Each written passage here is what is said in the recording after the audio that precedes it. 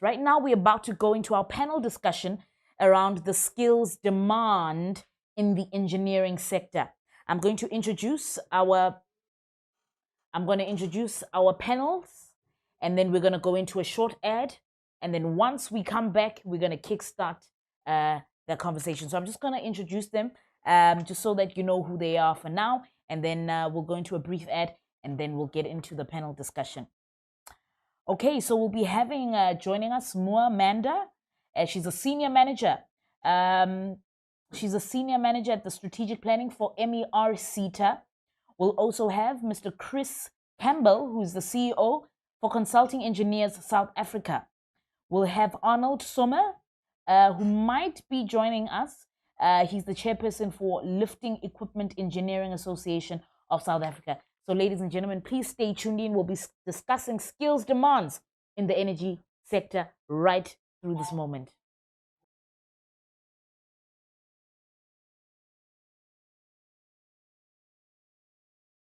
Back to the Skills Development Summit 2020. We are now on our panel discussion regarding skills demands in the engineering sector. It's very unfortunate that we ran over time. So our other panelists are stuck in meetings and so forth, so they will be joining us. But Mr. Muamanda, we have you.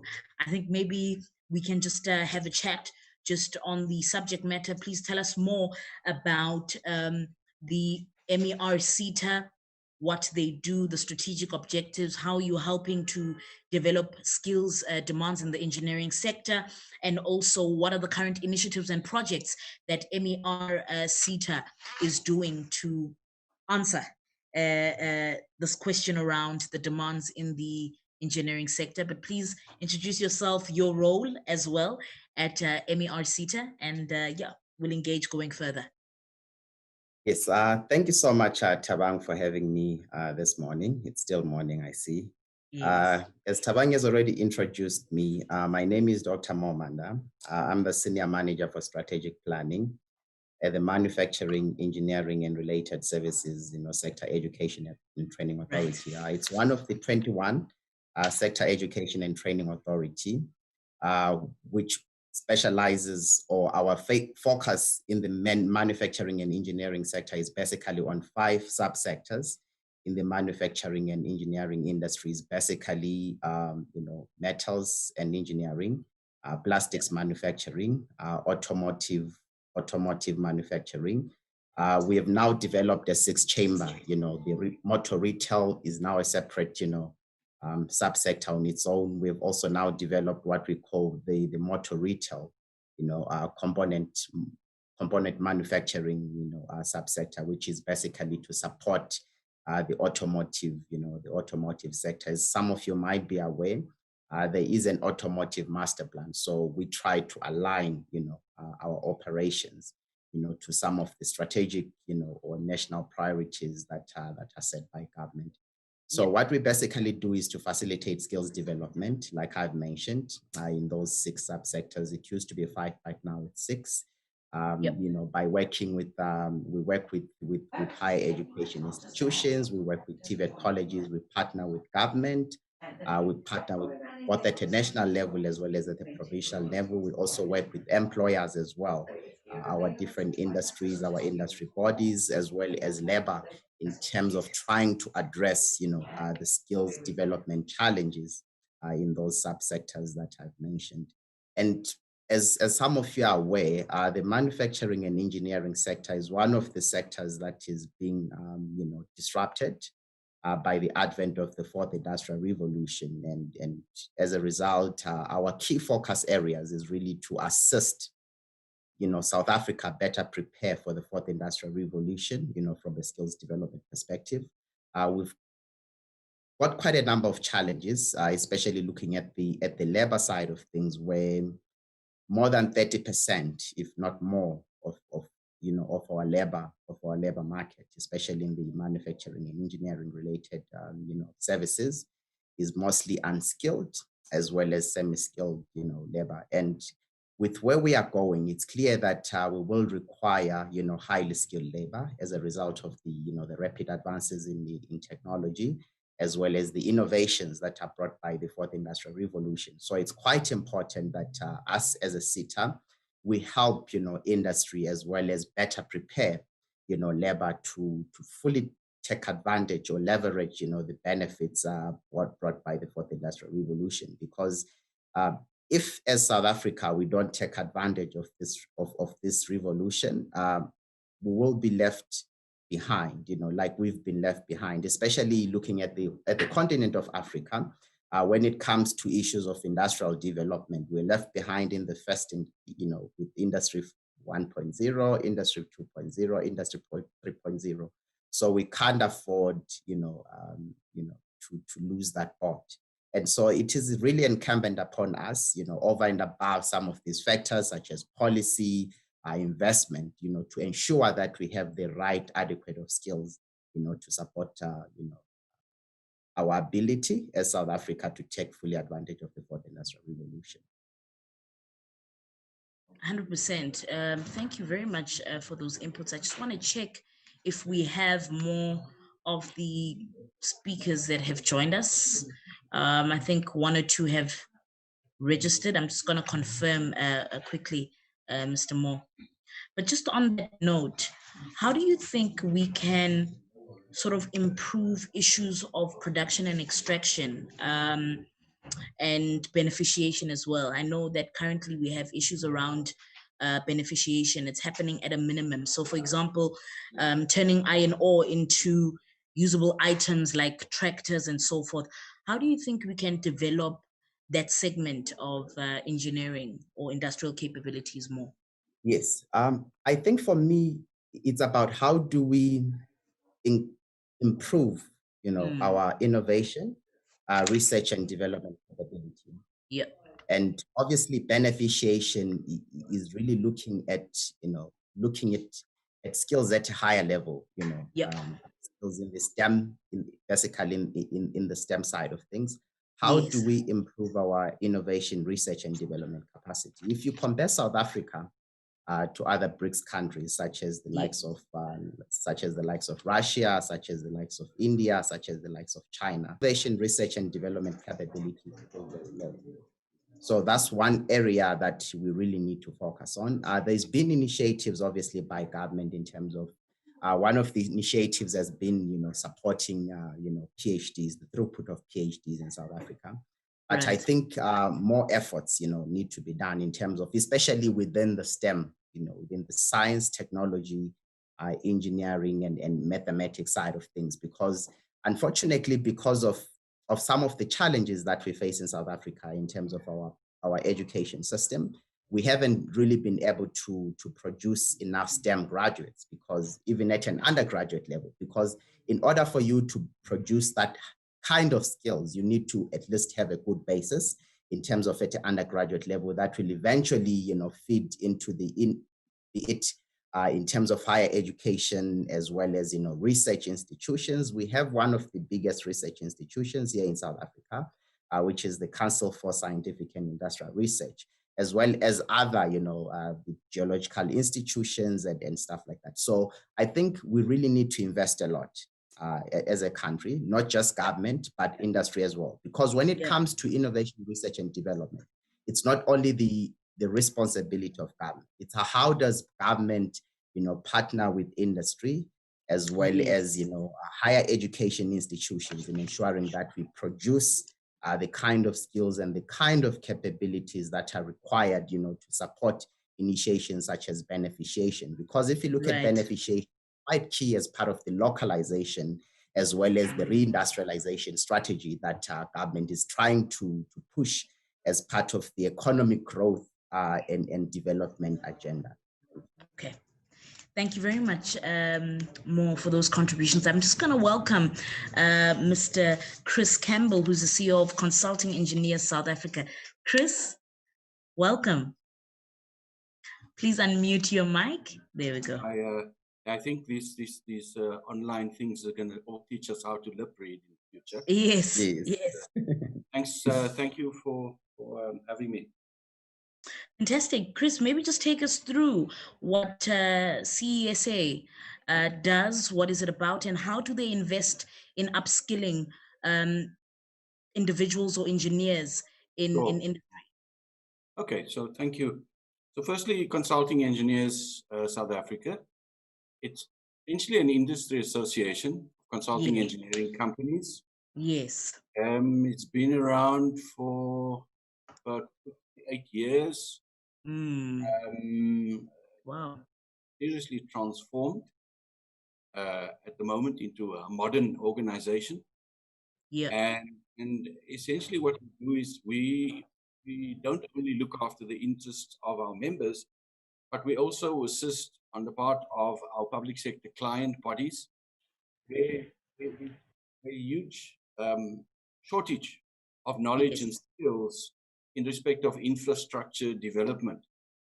So what we do is try and find the best outcome for both parties in an environment where we're trying to achieve a common objective, that being sustainable infrastructure development.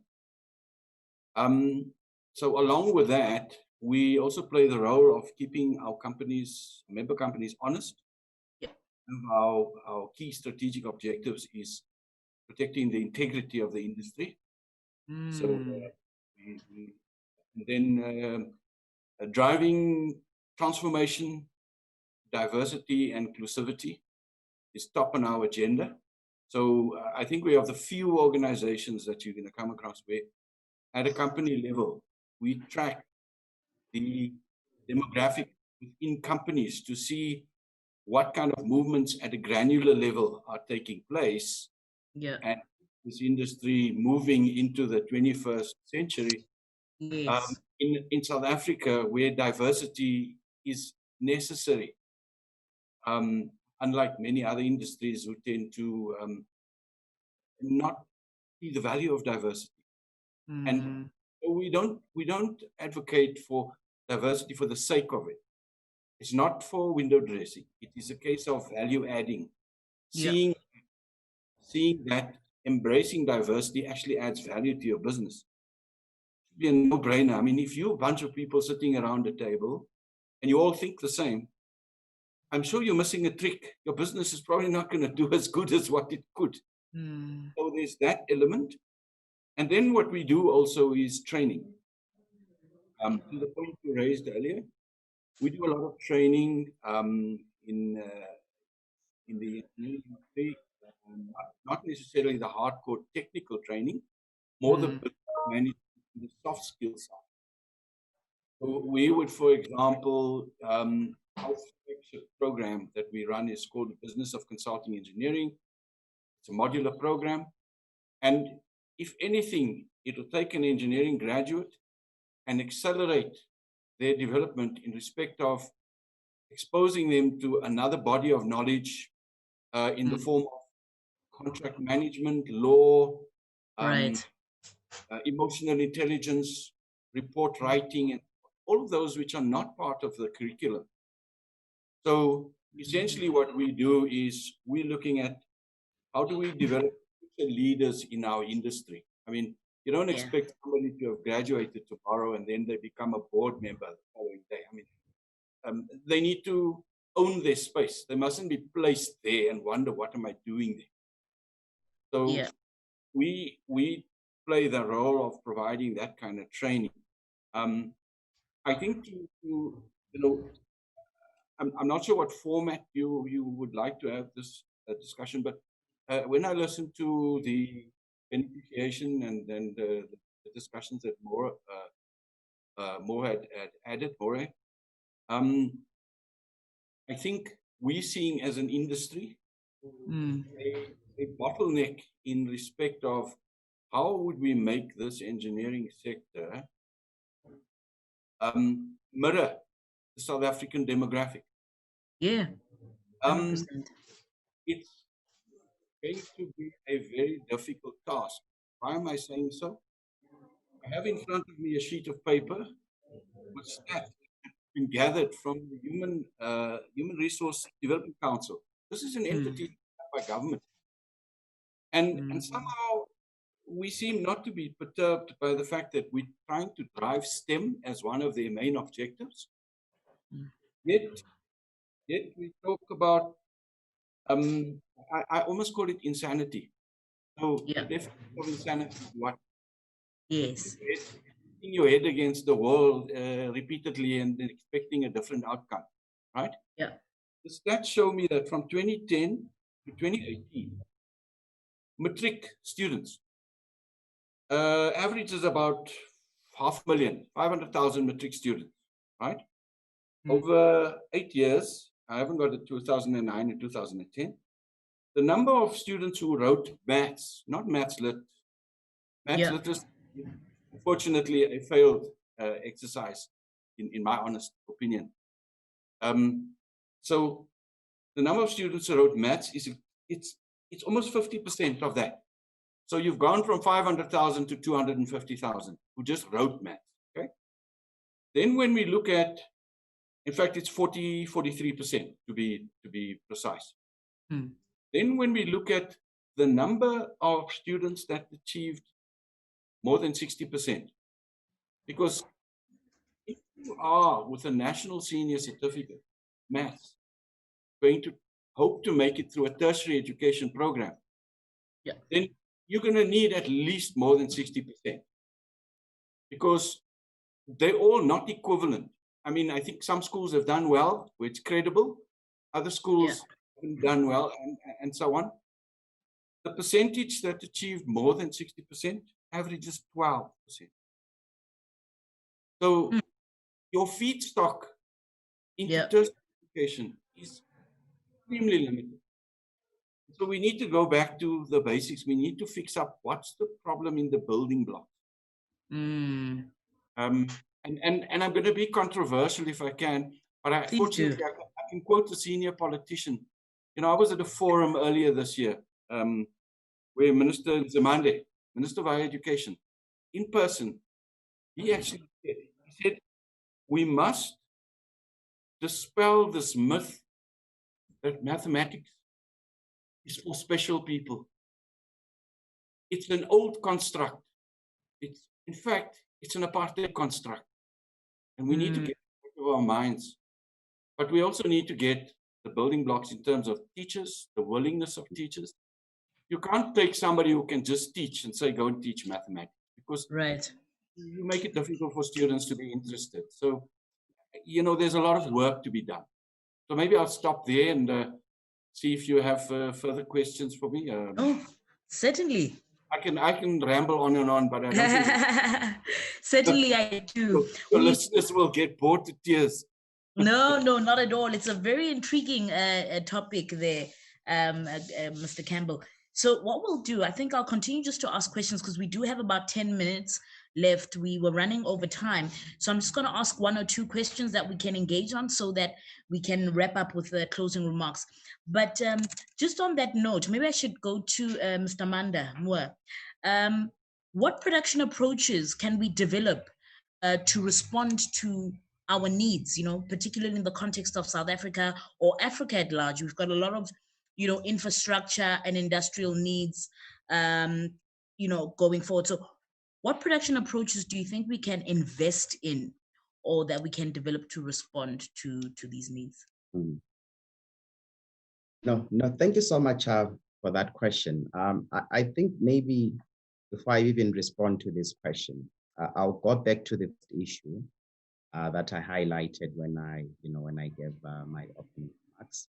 The issue of really investing in our ability as South Africa to increase our capability, especially from a localization side of things, because we know that South Africa is one of the leading economies, including our engineering as well as the manufacturing capability. So for me, I'll say that that is really an area that we really need to look at in terms of how do we increase local production in South Africa by really focusing on those what we can call key growth sectors. I think both industry working with government, we've really come up with quite clear roadmaps in terms of what are some of the areas.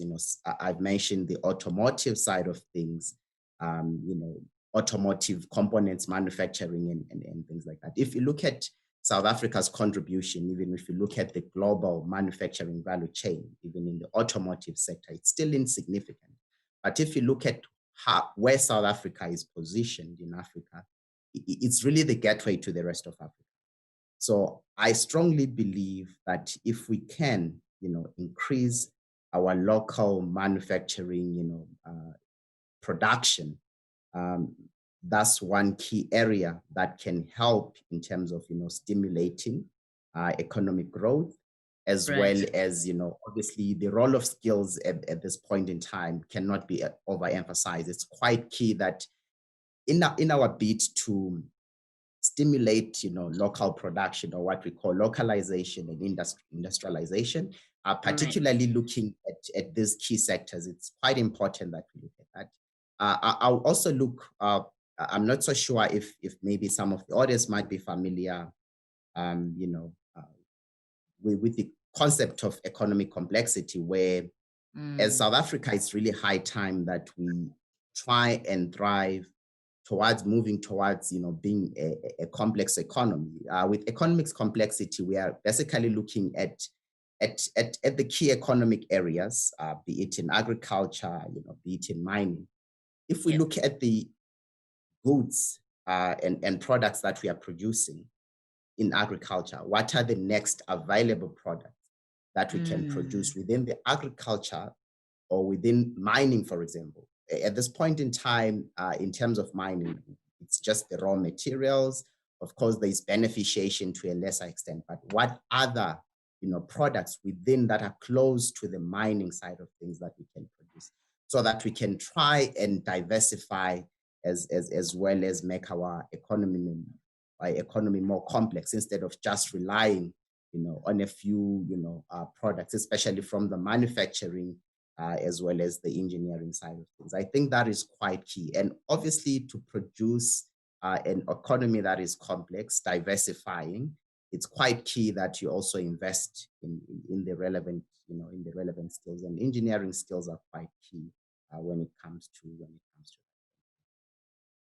Hey, thank you very much, Mr. Moore. Chris, just last question to you, Mr. Campbell, and perhaps you can even extend to what Mr. Manda said about, increasing local production and also creating having a more economic complexity kind of model.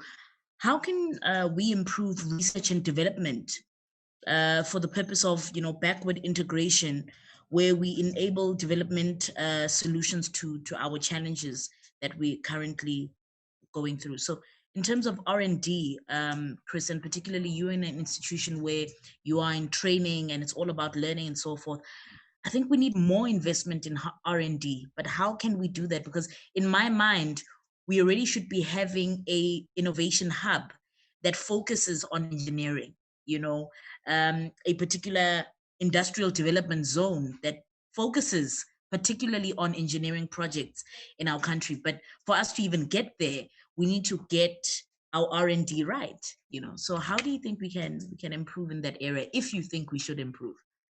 Yeah, look, I think if as a country we're going to improve our global competitiveness, I mean, we rank very low on the global competitiveness index. And one of the major contributors to that is the fact that we have very little R&D.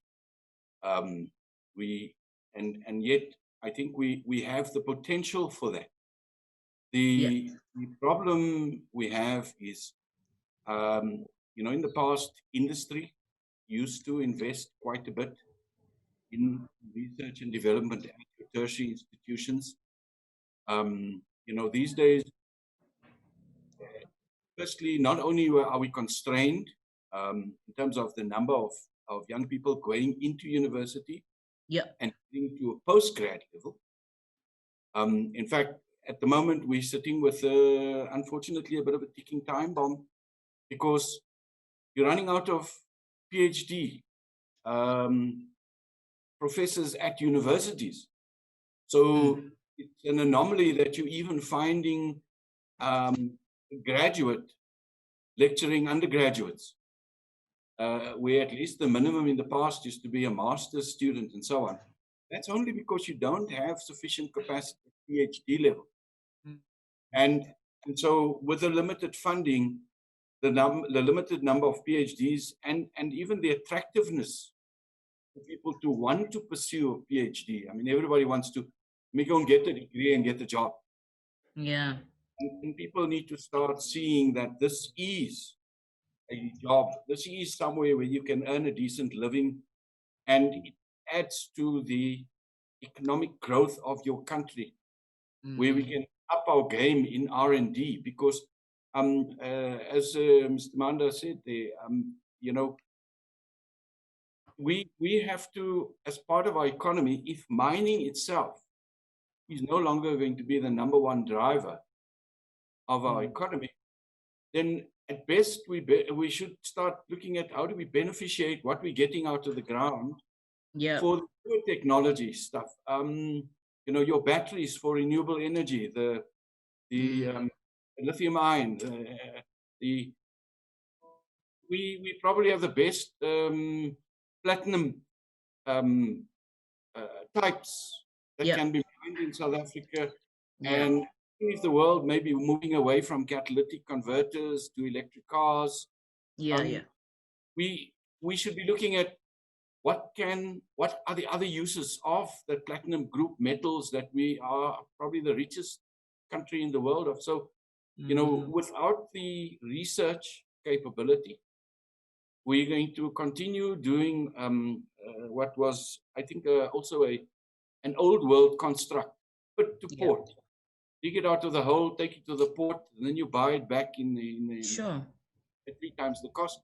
We are able, if we start looking at renewables, we should be starting to be doing our own solar PV panels and many of the others, because a lot of the constituents of that kind of equipment comes out of the ground in this part of the world. But it starts with funding and a stronger focus on the research capability and making it, you know, more students wanting to remain in academia and do the research and be those researchers. You know, we shouldn't, unfortunately, we've become a society, and maybe some of the role models are wrong. You want to walk out of university and go drive a Ferrari tomorrow. And we need a different conversation in our society around what's real value. Sure. So, you know, maybe I'll stop there. Thank you, Chris. As your closing remarks, perhaps just if you both wouldn't mind providing some kind of guidance and enlightenment amidst the COVID pandemic. What is the future of the engineering sector with COVID having to hit us? I mean, we had earlier speakers saying that we're now entering an era of pandemics. It's not just going to be COVID. We need to prepare ourselves for more. So what is the future of industry regarding that? And maybe you can just incorporate that in your closing statements. And for me, I think this is a sector that holds the country, especially when it comes to infrastructure development. You know, infrastructure can't be developed without engineering. That's just impossible. And it's just so sad how it's undermined and how it's taken for granted when it comes to developing these capabilities. I even asked myself that, would we ever reach a point, you know, in our country where, like, we have people that are developing cars? There was a, you know, great gentleman from Mpumalanga who manufactured his own vehicle, and he never received support. You know, he was just chucked out. And I mean, it was a functional vehicle, functional car. And even in our own, you know, spaces in industry, we've got so many minds, and yet most of you know, these projects are outsourced to international and foreign companies, you know. And it's very sad that we only develop the sector just to say we need more engineers, but why as employees? You know, why can't we have more engineers that are in the SMME sector that are multinational corporations that even can compete globally. Most of our engineering projects outsource foreign nationals. Your typical Gautrain was done by a German company. And so that is quite unfortunate. So as you answer that question and you give us your closing remarks, please bear in mind some of these nuggets that we are throwing in there. I think Chris, I don't know if you want to start with your closing remarks and just sentence. Yes. So look, I think it's not a big secret that among the 20 scarcest skills on the national scarce skills list, we list as a country currently, Yeah. we have electrical, civil, and mechanical engineers. Yeah. So that's been recognized. We sit with that challenge. Right. I think, to overcome that is not a short-term project. It's a long-term project. I would like to see us as a country and as government starting to take basic education, early childhood development more seriously. Because this is not a light switch. I look at the stats of the professional engineers, and the stats are not very convincing. Yeah. But not much you can do about the registered practitioners, because here's what it is. When people have gone through the 4-year degree programs of study and they're now incompetent to be registered, then that's it. But if there are only so many available, then there are only so many to register. Yes. Whereas we should be building this tsunami from early childhood development, that it becomes a career of. You should not find yourself having fallen by the wayside because some school for their numbers game tells you, no, you must go do maths literacy, or the teachers are lazy. So there's systemic issues. Yeah. To address if we're going to fix this challenge. Otherwise, we may find ourselves with engineers, yes, but not enough.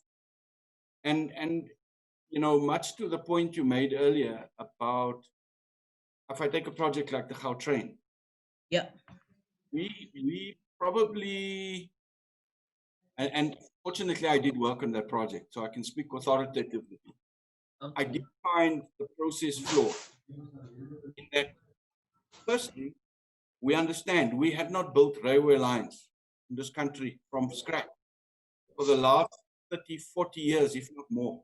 Okay, I came from a railway background, from old Transnet Freight Rail, and I found myself there in this project with a lot of multinationals, French and so on. But there was also another element. There was an element of dismissiveness around those who did have the skills and not including them in the process. Right. We missed an opportunity to upskill more young people then in big build projects such as the Gautrain. And if we embark on this next journey around the SITS process, and we do build on roads, on energy, on water and sanitation, then what we need to do as a government and as private sector is join hands, look at what your local capacities, and maximize the utilization of local capacity. And then we do need some extra eyes and ears and capacity and knowledge or whatever it is, by all means, because we're not a closed country. We live in a global village. Right. But not be at the expense of your local capacity building. One of the things that irks me most is, for example, in our neighboring countries on the continent, all too often a multinational or a foreign company will bring the funds for the project, and then they'll bring their consultants, they'll bring their contractors, and the local industry hardly benefits. In fact, if you take manufacturing, they bring the goods from their countries as well. So we lose on all fronts. And we need to make sure that when we get into this process now, we maximize the utilization and capacity building of our engineering capacity locally in all the sectors, consulting, manufacturing, and construction. Yeah. So we build that capacity for the future, because this infrastructure that we build, it's not like we build it and we walk away. It needs to be maintained. Okay. And we've slipped on maintenance in a big way. I think many of our entities that lack the skilled people to manage the infrastructure at local government level, if we don't manage it, then it's a bit like buying yourself a nice Mercedes-Benz and you drive it till it can't run anymore. You never take it for a service. Infrastructure is no different. It has to be maintained so you prolong the life. Right. 30 years. So I think we've got to look at this picture holistically, and I think we're all committed to the same thing. So thank you. Thank you very much, Mr. Campbell, for those contributions. Thank you very much. Yes, Mr. Manda, your closing remarks? Yes, I'll be very short. I think Chris has already covered the majority of the points. I think for me, to summarize it, it's how do we strengthen collaboration, co-creation, and support and stimulate innovation in the engineering and related sectors. And among that is that how do we accelerate the implementation of policy? Because I think in South Africa, we pride ourselves for having some of the best policies, including issues that some of the issues that Chris spoke about earlier, issues of transformation, issues of accelerating localization, stimulating local demand and stuff like that. But I think when it comes to the implementation of policy, we always stagger. So if we can really work on collaboration, co-creation, be it in value creation, be it in stimulating growth, innovation, as well as other areas that have been identified as quite key in stimulating growth in key sectors such as the engineering. Thank you. Thank you very much. Both of you have been amazing, truly appreciative of your contributions. And indeed, we're going to take these thoughts and see how we can add them to our documentum to ensure that, the powers that be must hear them and must implement them. We're going to keep them accountable. But all the best in the industries that you're in. And thank you very much for ensuring that the demands of the industry and the sector are met. All the best to both of you.